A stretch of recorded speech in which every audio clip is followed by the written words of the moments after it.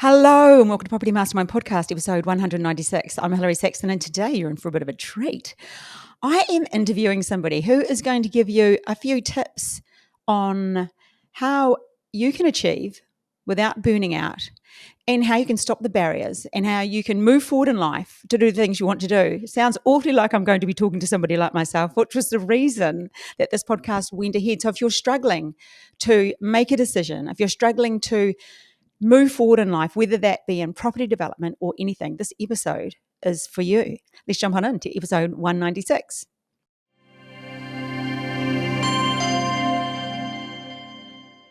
Hello and welcome to episode 196. I'm Hilary Saxton, and today, as I said, we're having a chat with Deekron. Now, I have his notes here, so I'm going to read them.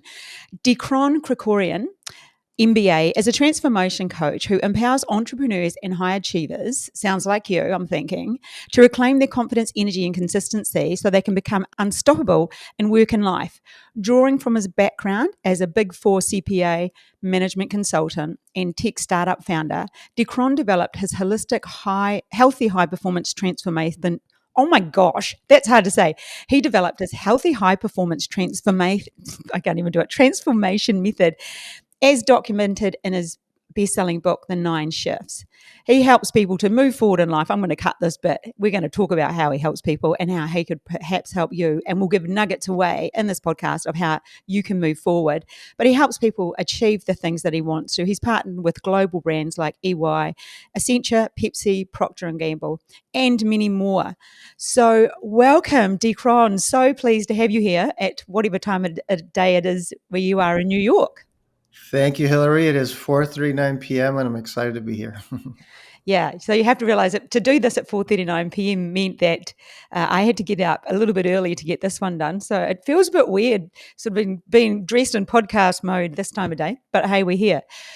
I wanted to, first of all, I need to give our book away, and then we'll talk about Deekron's book. But this week, Property Millionaires Exposed is going to Nancy Atkin. Nancy, in the post to you, we wish you well on your property development journey, as we wish everybody well. So, Deekron, best-selling author, where should we start with this podcast? Do you want to give us a synopsis of how you got to here? Sure, I'd be happy to share my story, Hilary, and just kind of give you a sense of what got me here. Because like you said, I was in corporate America when I started.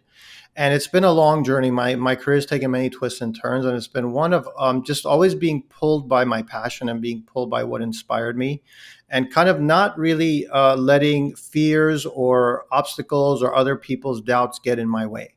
Of course, those things did stop me at one point, like I think they do for many of us. But by doing the transformation work and the growth that I was able to go through, it helped me overcome those barriers. And I think with any entrepreneurial venture, whether it's property development or anything else, there's some risks that we're going to take, and those risks can kind of confront us, and we can actually be stopped by some of our mental blockers, by some of the things that, let's say, fears, limiting beliefs, comparison, imposter syndrome, things that we've been conditioned to believe that might stop us from moving forward. People might say, "Oh, it's a crazy idea to invest in that," when in fact it may not be. But if we let those outside voices win, we're not going to move forward in a way that could be empowering for us. And I had to go through a lot of my own growth in order to be more entrepreneurial and to take risks. And that's kind of what brought me to coaching people, because I was very inspired by both the sort of health and wellness journey that I grew up with. My dad was a professional athlete in Europe. He was a professional rugby player, which I know is huge in your country. We even had this conversation. Yes. I'm full of surprises. Oh, you are. So yeah, my dad, he played rugby 15. He was a hooker, and he was on the national rugby team of Romania, and he would travel and all that. And that was before he had me.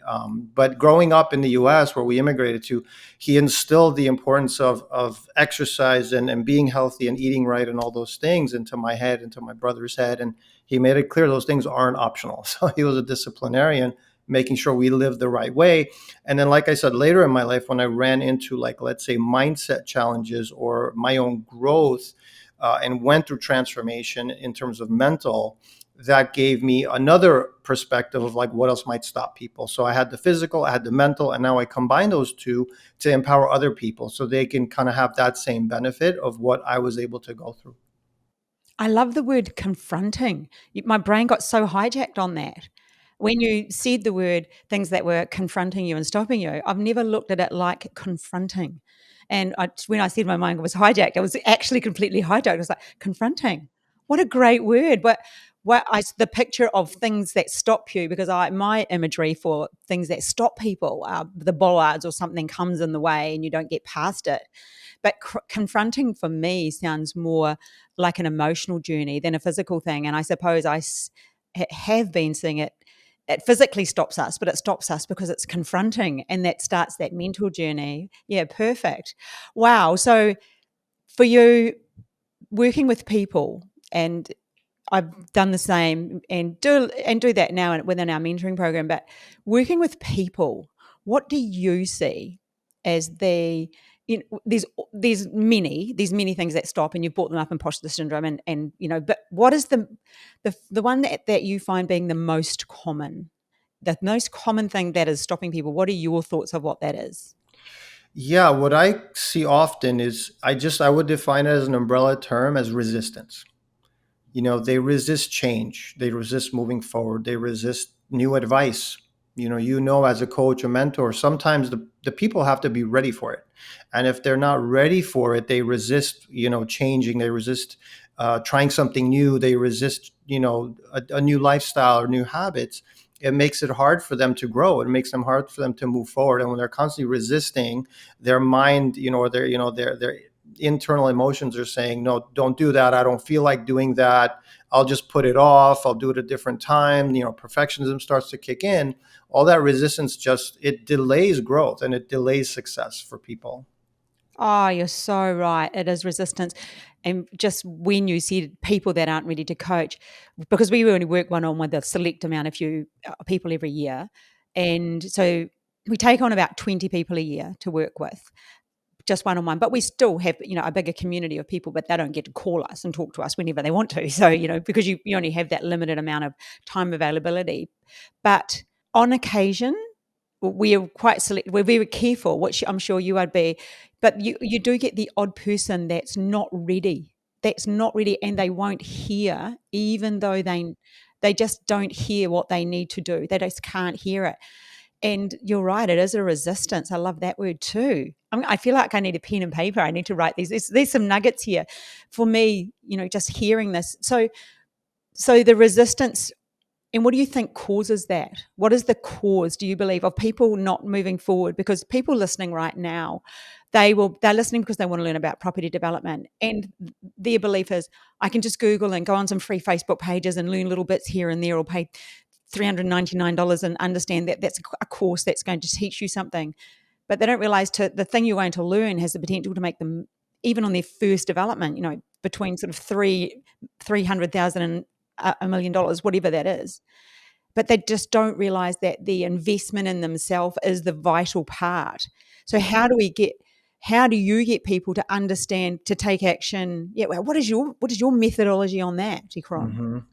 Yeah, no, that's a great question, Hillary. And I think anybody who's trying to get people to a better place is going to face that, is going to, in a sense, have to help the client see for themselves how to overcome it. And how I do it basically is, first of all, to explain to people that it's not like their get rich quick schemes don't work. Get thin schemes, get thin quick schemes don't work. There's really no silver bullet. There's no instant thing. You really have to understand that it's a growth journey, and the bigger your goal, the more you're going to have to change to become the person who achieves that goal. And it's interesting because we get thrown off by social media. We see somebody, let's say, had some huge success, and we think that's the rule, but it's actually not the rule, it's the exception. There aren't many Michael Jordans out there. There aren't many, I don't know, Steve Jobs. These people are very rare. For the most of us, we have to go through the work. We have to go through the internal work to create the outcome outside of us. So that could be wealth, it could be health, it could be relationships. We have to go through and do the work, because the way the mind is structured and the way we're conditioned as we grow up as human beings, we're highly limited. Our conditioning around our beliefs about money are going to determine what we make in terms of our financial success, or what we saw in terms of the relationship between our parents are going to determine how the mate we attract and how our relationship might be with them. So you really got to do the work to get more present, more self-aware, so that those beliefs, those patterns, that conditioning doesn't stop you from moving forward and being the person you want to be. Because if you don't do that inner work, you're going to be stuck. And I think you're doing them a real benefit, educating them that this is not a quick get rich quickly kind of thing. This requires, in listening to your podcast, it requires strategy, it requires industry knowledge, it requires consistently working on something until you get the reward. That is so true. And you and I briefly spoke yesterday about the fact that there is a lot of the time we work with people that are high achievers because they know what it takes. Because when I initially read Deekron's bio, and a little bit of backstory here, we get many people asked to be on our podcast, and we say no to everybody pretty much because we don't want to detract from property development education. But when I read Deekron's, I thought, oh, maybe I could actually have a chat with him. And so we talked yesterday morning to see if it would be a right fit, and decided, yeah, this would be great. Inside what he was talking about, he goes, I get people to do work-life balance. I'm like, yeah, well, that's not going to work for me, because for people in the situation, most of the people that we work with are in a situation, like many coaches that we work with, that they're stuck. They're stuck in a place they're not happy with. And I call that maybe mediocre or worse, but they're stuck, and it's a comfort zone whether they like it or not. Even they might not like being in there, but stepping out's too uncomfortable, like you said. So they're stuck there. And to get to that next place, which is usually about money because they want their time back or they want something back, and money is the thing that gives them that. So property development is the vehicle for them. But to do that for a wee bit of time, they have to double up. They have to double up on what they're doing for a job, and while they're learning about property development and how they're finding their first site, those things have to combine with, in this day and age, what we all have is a busy world.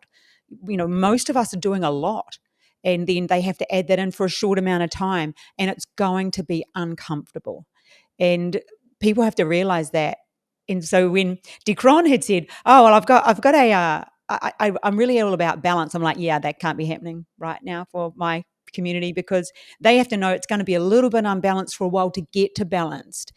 And I think you brought something up similar to that. That's that transition time. How do people deal with that, Deekron? Big tough question. Yeah, and I like what you said just now, Hillary. The way you were hijacked by when I said confronting, I was hijacked when you said comfort zone, because that's right on. And I use that. I notice that with my clients all the time. The resistance I mentioned, it's almost, yeah, it's the comfort zone. It's the mind, its fears and its patterns that don't let them see beyond what's possible. They don't let them see beyond their current limited view.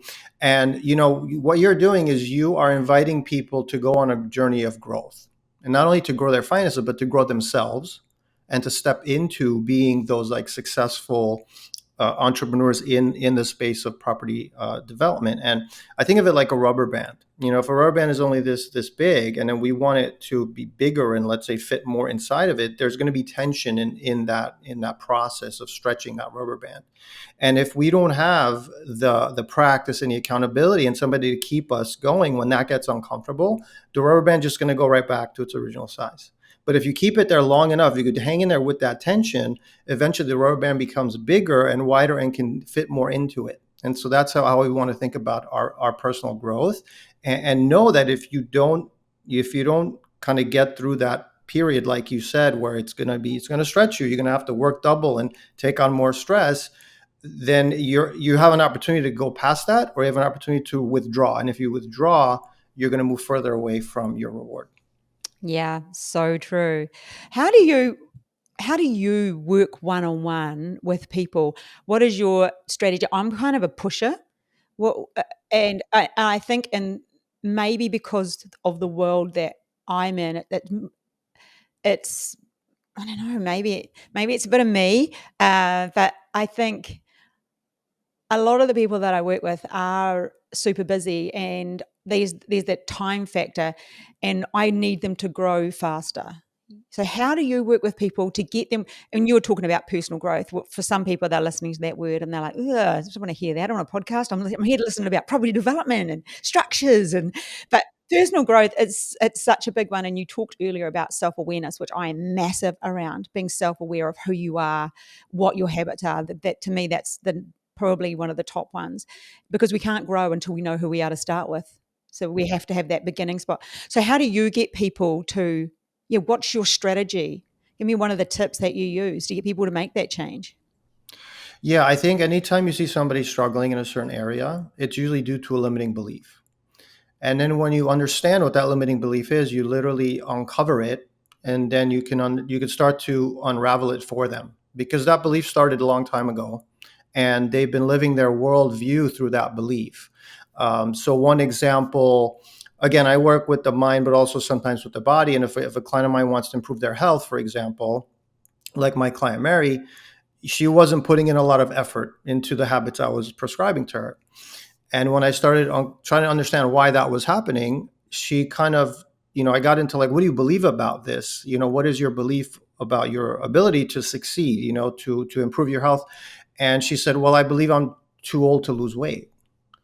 And then that's when the light bulb went off, because I said, okay, well, if that's what you believe, and Tony Robbins says this very, very well. He calls it the success circle, I believe, the success cycle. He says the belief will dictate how much action we put in. How much action we put in determines the results we get, and then that reinforces the belief. So if the belief is limiting, it says, like in Mary's case, like I'm just too old to change, then she's not going to put in a lot of effort. It's like, I'm too old, it's not going to work. So she's not going to put in a lot of work, and she doesn't put in a lot of work, and then she fails, and it goes back to, well, see, I told you I'm too old. And that's how it reinforces itself. It's like a vicious cycle. But once we get into that pattern and we understand, okay, so this is your belief about money, or this is your belief about time, or this is your belief about, to go to the last podcast, this is your belief about what kind of negotiator you are. So if you believe that you're not a good negotiator, or if you believe that people are always trying to rip you off in a negotiation, you're going to go in with a certain limiting belief, which is going to then dictate the outcome you're going to get. And it's probably not the best outcome. So you want to get under that and try to unravel that for people, because our beliefs really do keep us either in a good place or in a stuck place. I love the way you framed that, Deekron, when you said, what do you believe about this? Instead of asking, what is the belief? When you put it on, what do you believe about this? And I think everybody listening, that's gold. What do you believe about this? And your client Mary said, I believe I'm too old to lose weight. And just on the time thing, my podcast, I also do have another podcast, Bounce Back Better, and that is on, it's never too late to do anything. At time, your time can be today. Draw that line in the sand, step over it, and you just begin now. But I love how you said that. And I think everybody listening could ask themselves that question. If it is around property development, what do I believe about it? Because your belief around that, the listener's belief, could be exactly, I'm too old to do this. I'm not smart enough to do this. I don't have enough money to do this. Or it's too risky to do this, or yes, whether it be a physical or a personal reason, you can give yourself. But the way you ask that, because instead of thinking, what is the belief? It's what do I believe? There's a really gold way of framing that. And that can be around any area of our life. I know I've had clients in the past, they've been bigger, and we were working on something else, but I know they struggled with weight as well. And, as they would have, because they were very big. But their belief, I could just see, was I just can't lose weight ever. And it's funny, because coming from that health background, I have too. I've owned a few gyms and Pilates studios, and I'm a nutritionist. So that's kind of where I began as well. Before I realized it's not about that, it's actually about that. And then I think that is why then we go down the whole coaching, training role, etc. So yeah, that question's gold. So anyone listening now, if there's an area of your life you're not happy with, especially if you're thinking about property development, you need to ask yourself, what do I believe about property development? Yes. And there's two things with that, Hilary, just to make it more clear for folks. And I talk about it in my book. I'm going to hold it up here, The 9 Shifts. Hold it up. Look at that, everybody. The 9 shifts. So yes. So the 9 shifts basically. Hold up. Stop. And there's mine, 3 ones There's in. yours. Okay, carry You on. got you like the number 3. I like the number 9. Those those go together. I like wine, actually. I like the wine glass on the front. Everyone knows that. Rewinds in. I Yeah. love it. Yeah. So with my book, Hilary, I do have 2 chapters dedicated to limiting beliefs, and there's 2 kinds that can slow us down or should stop our progress. One is a limiting belief about what's possible. So a limiting belief about, like Mary in her case, like, okay, I'm just too old. It's not possible. Or like it's, property development is too hard or it takes too much time, whatever. These are beliefs about what's possible. But there's also the internal limiting belief, like what do you believe about yourself and your self-worth? And that can also stop people because if, let's say, you don't feel worthy to be successful, then that is going to stop you and not make you move forward. Or if you don't feel like you don't fit into a certain group of people, right? Maybe you had a sense of like you didn't belong when you were growing up. I've had clients who told me, their parents would fight all the time and not give them enough attention. And those sort of like little childhood wounds and traumas and the things we grow up with actually do impact us as adults a lot more than we realize. And so if you have those self-worth sort of inadequacy feelings, which a lot of us do, then that's going to also dictate the type of people you attract, the type of ventures you get yourself into. In a negotiation, it could come up because you may feel like, growing up, I never had a voice. I couldn't say anything because I'd get punished, or I was dissuaded from speaking up. My parents would punish me or ground me when I spoke up too much. Now you won't speak up. You won't speak your truth in a relationship, in a negotiation, with a vendor, etc. Yeah, that is gold. And I think when you've explained that, because I do personality profiling as well, and if you do it if you've got to see all of that on a continuum, so all the little traits of you, whether that be around a particular belief or anything, some of those you might, let's say we had to give them a number out of 10, your belief about how confident you are could be, I'm a 9, I'm a strong, confident person. But your belief about your ability to ask for what you want, even though you have confidence when you walk in a room, could be at 1. And it's just it's not, I'm not confident, so I can't do anything. There's different things all of the time. And we sit in different places. And that's real self-awareness, when we can be honest and take a look at ourselves and think, we've got to break that down and think, okay, this is an area that I need to work on to be the person I know I can be, or to achieve the thing that I want to achieve, to get out of the stuck place that I'm not happy with, to move on from mediocre. We have to really understand ourselves. And that is, yeah, that is actual gold. So how do you get people, apart from you ask Mary, what do you believe about this? What was her reaction when she said, I don't believe that I can, I'm too old to lose weight? What was her reaction to that? And how do you move her past that? Yeah, so I just basically got her to question whether the belief was accurate, because that's a fear-based belief, and fear comes from the irrational mind. So the minute you put some rationality into it and you put a light on it and you actually make them stop and think about the belief that's just running them constantly, then that's when the self-awareness starts to kick in, and they can start to see. And you can ask, okay, is that belief actually true? You're operating from a place, but is it actually true? Is it possible that someone else your age or older can lose the weight? You start questioning it, and then they start realizing, okay, yeah, maybe this is not true. And then I asked her to take it one level deeper. I said, when you are in that belief, like it basically saying you're going to fail, it's not going to work for you, there's no hope for you, like how do you feel? And we put a name on it. It's basically like we have different parts of ourselves, and that's a fear-based part. And I said, how do you feel when you come from that place? She goes, I feel discouraged. I feel like I don't have hope. And we even put like a funny name on it. I said, that part of you, what would you call it if you had to give it a name? And she said, oh, that's kind of like my Homer Simpson mode, from like the show.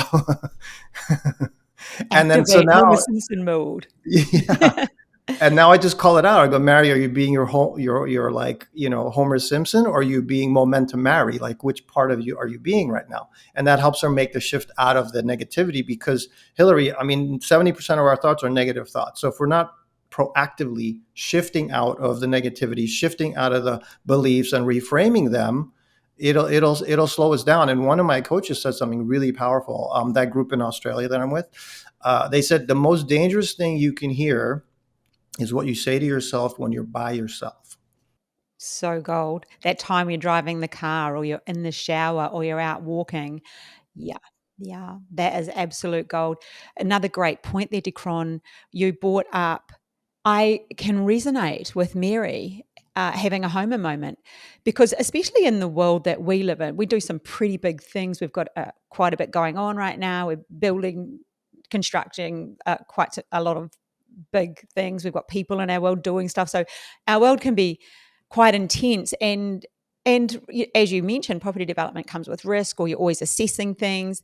And then I'm always juggling people, maybe investors, or maybe mentoring students, and talking with them about how they can move forward, or helping them through their next bit that they've got a little hump, or they don't understand, or they need a push, or whatever they need.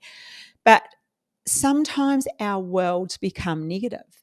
And I had an instance yesterday, which is pretty interesting that you bring that up, where I had something happen that I needed to deal with in my work life. I had something negative happening in another space.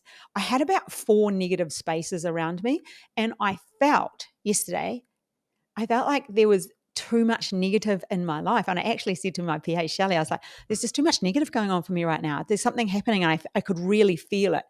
And instead of letting it impact me, because I'm an external, processor, so there's a little bit goes on in my head, but then I'll say it out loud, and I said it to her. Instead of letting it impact me without realizing, there was an awareness. And then I thought, okay, I need to have some happy, I need some fun, I need some giggling, I need something to knock me out of that space. Because what we do tend to do as people, because like, let's face it, shit happens.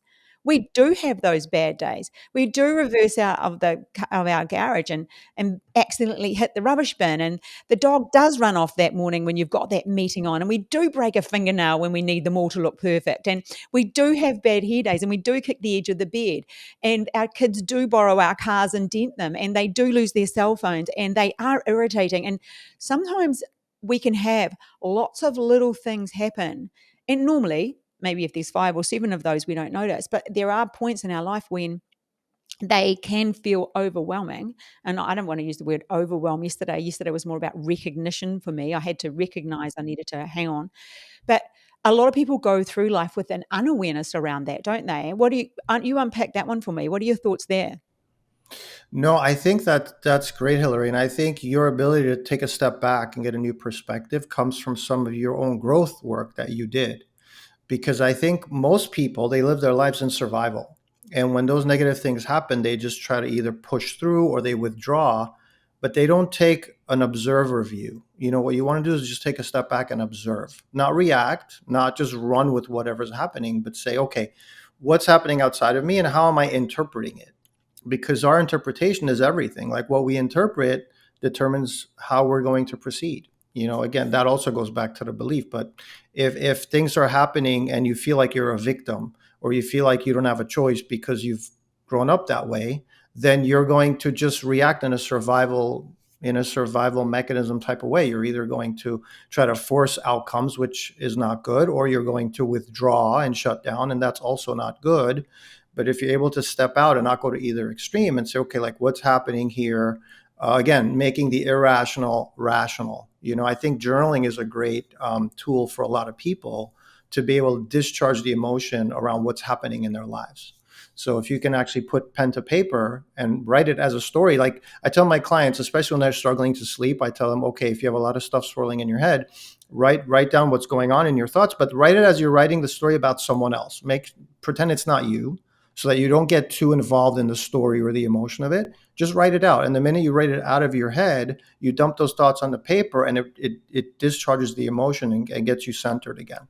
So I think that's a good practice I give people sometimes when that emotion or the negativity starting to affect them. I love that idea of journaling. I just know that for a lot of people, it's too woo-woo. You know, you're asking somebody, if I was to ask a 45-year-old male or my mum to start journaling, a lot of them would be like, "What you talking about, Wallace?" Like they just be they I love the idea of it, and I do journal differently to that, but I love hearing how other people do it. I love the way you're talking about writing about it like it's somebody else. So I will often use the idea of, you pretend you're sitting in the movies and you're watching the movie of that happen, and then think, what would you tell that person to do? What you, there something's happening. What are you going to tell them to do? But interestingly, I'm in a different mentoring group, and we had a session yesterday morning, and we were talking about why writing is good, why writing something out rather than just typing it or getting a cheat off ChatGPT or whatever, well, not a chat, like using a prompt. And the reason writing is good, it allows, because it's slower, it allows thinking, and it allows more to come out, and we unpack things better rather than typing it, or using a prompt to do it for us. So it does allow for us to think. So when you do write, when you do journal, that is one of the bits of gold. It is that it gives you time to really process stuff rather than just, I don't know, bullet point it. There is a process that goes between, there are processing of the mind that goes from head to hand, in that writing time. I don't know. That's what we talked about yesterday. What are your thoughts on that one? Yeah, I love it. So when we write, it's actually we're doing something physical. It's actually movement. So when we move our bodies, we regulate our thoughts. Tony Robbins talks about this too. He says motion creates emotion. So when you're moving even just your hand, you're activating the reticular nervous system, and that's creating much more awareness in the mind. And I agree with you, Hilary. Some people may think journaling is like, oh, this like big thing or this woo woo thing. And let me reframe it for people who are listening. So what I started doing recently, I call it $1 million wind down. I'm good. I've always been good with my morning routines, not so good with my evening routines. Because I'm a night person. My mind's more active at night. So I'd work up until it's time to go to sleep. And that's not always the healthiest thing. So I wanted to transition to wind down. So I call it $1 million wind down. So what I do is I say, okay, I'm committed to earning $1 million in my business. And this practice is going to help me get there. And before I go to bed, I take my notebook and I write my 3 wins for the day. What are 3 things that I did that were positive? And this comes from Dan Sullivan's book, The Gain and the Gap. So he talks about how like high achievers focus on the gap. We focus on like, oh my God, I have so much more to go. It's going to take so long to get there. We don't focus on the gain. We don't focus on the little wins, the little progress along the way. And that's great for keeping us motivated. So 3 wins, or what are the 3 things I did today? And that it is journaling, but it takes like 60 seconds. It takes almost no time to do. And it puts me in a great state of mind. And then you write, what are your 3 goals? So you're reminded of what you're working towards, and you don't get lost too much in the day-to-day minutia, but I'm working towards financial independence. I'm working towards time freedom. I'm working towards all that stuff. And then I write, what are my 3 rocks for tomorrow? My 3 big things that I want to accomplish tomorrow. And those 9 questions, they basically just put me in a great state before going to bed. And I mean, you can call it journaling if you want to. You can call it $1 million wind down. You could call it, just planning my future. But yeah, it's really powerful. So if people are caught up with the whole term journaling, just call it something that empowers you, and know that it's actually, you can do it really quickly, really easily. My initial kickoff for journaling started very similar, and it was, what are 3 things I did well? So it was my morning routine. It was how I first got into it. And it's one I did for many years. What are 3 things I did well? Oh, no, what are 3 things I'm grateful for? And because when you first start doing that, that's a little bit weird, when you're not into that sort of thing. But it's really easy to, and if you're in like the not best place, sometimes it's, well, I'm grateful that I woke up. We all have those days, and life can kick us to the curb on occasion. And trust me, I've been on the curb a couple of times. But so looking for those grateful times. So 3 things I'm grateful for: something I did well yesterday. So a reminder that I can succeed at something, and then something I am going to do better today. Not meaning better than I did yesterday, meaning I'm just going to be better at that thing today. And I did that for many years. That was my journaling practice for so long. And the same as you, very easily implemented into my life. And because I'm so process driven, get things done, action taking, I could do that. And I didn't feel like it was, initially I probably did it like that. It didn't have much impact, but it wasn't long. And I was able to, really get the value from it and work with many people to do that do that for themselves. And actually on that sort of spun me into doing things like writing 100 things that I'm good at, because when you're in that mindset that you haven't been good at something or you've failed, when you've done those things, you need to remind yourself that they aren't you, and you can move forward. I just hijacked that and went off on a tangent there, but that just reminded me of where journaling or list taking or writing, it's writing, it's not typing, it's writing the stuff out, is so impactful. Yeah. So tell me about your book, Deekron. Yeah. So the nine. What give? Are you happy to tell us about the nine? The The nine nine shifts. shifts. What are the shifts? I'm going to buy that. By the way, I'm getting it today. Yeah. Awesome, awesome. So I'll explain really briefly, Hillary. So the nine shifts are designed to help us to overcome the nine obstacles that stop us from being our best. And they're broken down into three categories: mind, body, and life. So those are the three overarching categories. And then within each major category, there are three obstacles. So under mind, there is internal stress, and that is caused by some of like the self-worth questioning that I talked about, the feeling of inadequacy. There's limiting beliefs, we've touched on, and also wavering motivation is the third challenge under mind, because like motivation, which is also connected to procrastination, which is connected to perfectionism, all any of those things like the resistance that could stop us from moving forward. That's the third mental obstacle. Under the area of body, we have a slowing metabolism, which affects our energy levels, especially as we Hadn't age. even noticed. Carry on. Yeah. Yeah, it gets all of us. So under body, we want to keep our hormones happy. Basically, it's a concept I have, which says, hormones affect our mood, they affect our health, they affect our energy, they affect, our ability to be our best. So we want to make sure the way we live our lives, the things we eat, all our habits are going to support that. And then the third one is like brain fog and cognition, making sure that we are thinking clearly and focused. So those are three like body sort of physiology type challenges. And then under lifestyle, we have external stress. So this is not being triggered by what's happening outside of us, people. I have a great session I do with my clients called trigger free conversations, where you won't get triggered by what people say to you, no matter how tense or toxic they might be. You will not get triggered, because I teach them some practice on how to do that when we do a role play. So being able to shield yourself from external stress, I think, is a big one. The second challenge under lifestyle is not having enough time. So like your people who have busy schedules and now they have to do family and job and their property development, they have to be able to be efficient and still get their habits in, no matter how busy they get. And then the last one is traveling and social events. So if we are traveling, we want to make sure those trips don't become sort of unhealthy patterns, because when we travel, especially here in the US, the food is just not high quality. So you're eating bad stuff, you're tempted to drink more, etc. And the same thing when we're at social events or holiday gatherings, some people tend to overdo it. So we want to make sure those things don't sort of slow us down. So it's the mental, the physical, and the lifestyle habits. When we get all those working, we can sustain ourselves at our best and then succeed at whatever it is we say we want to succeed at. Yeah. I'm really looking forward to reading that one. And when somebody hears you say all that, for some people that's overwhelming to tackle all of that at once. And I think the gold is for me, is you just pick one thing and you make the smallest change. It's that whole James Clear thing, which came from somebody else before him, but he's been attributed, it's his work now. But it really is about everything starts with a decision, everything.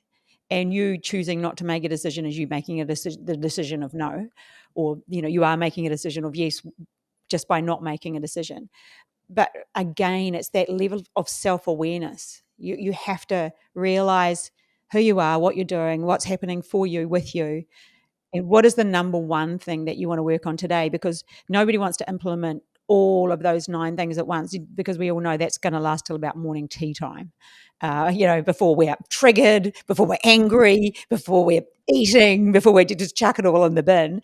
So it's just picking that one thing and mastering it for a couple of days. But for me, the gold in any program, in any coaching, in anything is reflection. We have to reflect and see, is this working? Is this working for me? And then, because if you reflect at the end of the day that your goal was to do X, to have a conversation. Every conversation was going to leave helping you feel satisfied, or that you weren't triggered or whatever. So if you are to decide that that was your goal, then at the end of the day to reflect and go, yeah, I did that. And having that recognition, I think, is comes from reflection, and that is also rewarding, and then that will promote momentum. And as we know, momentum, action, traction, full loop, we're getting there.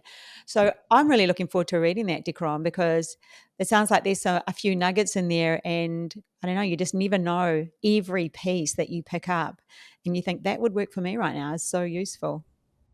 Awesome. Awesome, Hilary. Yeah, thank you. And the book was really written based really to document my experience working with people like us, people at midlife, people who are high achievers, are up to things. But the busy lifestyle, or the goals, or the perfectionism have driven them to a point of sort of losing that balance between having success outside, but also feeling good on the inside. And so when we get that balance going and we kind of have the whole picture, then that's true fulfillment. That's true success.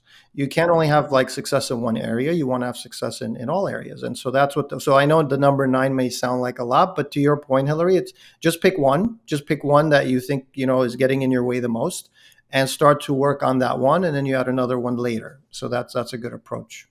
Yeah, love it. Well, Deekron, let's summarize this. I think you've given away many nuggets and appreciate your time. We appreciate your time. You have got your book, The 9 Shifts, and we'll put a link below for those who want to buy it. I'll be buying it. Thank you Yay. very much. Great. We'll put a link to my book as well, just in case you wanted to buy 3 Yeah, of course. wines in. I got nominated for Author of the Year the week before last. So I've had a bit of a spike in sales recently. It's gone a bit nuts. But I we'll put that link below. Also, Deekron does work with people, so he'll put a link to his website. And do you offer any sort of initial chat with people if they're interested, or how does that work, Deekron? Yeah, for sure, Hilary. I'm happy to speak with folks, to have a quick call to see where they're at, what they'd like to accomplish, and to see if my approach of high performance and well-being, sort of that method that I've created, would help them get to where they want to be in a way that's sustainable. So I'm happy to have that call with folks who are, committed to growth. Yeah, love it. And for me, Deekron, I'm very much a coach orientated person. I work with coaches myself all of the time.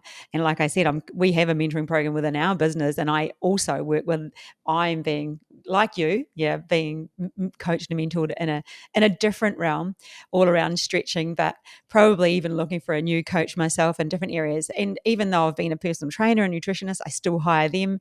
I believe personally that the only way, well, that we will move forward is to have that person who can support us to do it. So we will leave the link below. Everybody, I hope you've got something out of this week's podcast. It has been very interesting for me. I love chatting with people who think the same way I do. It's really inspiring. And we will catch you again next week. Bye for now. Bye bye. Thank you.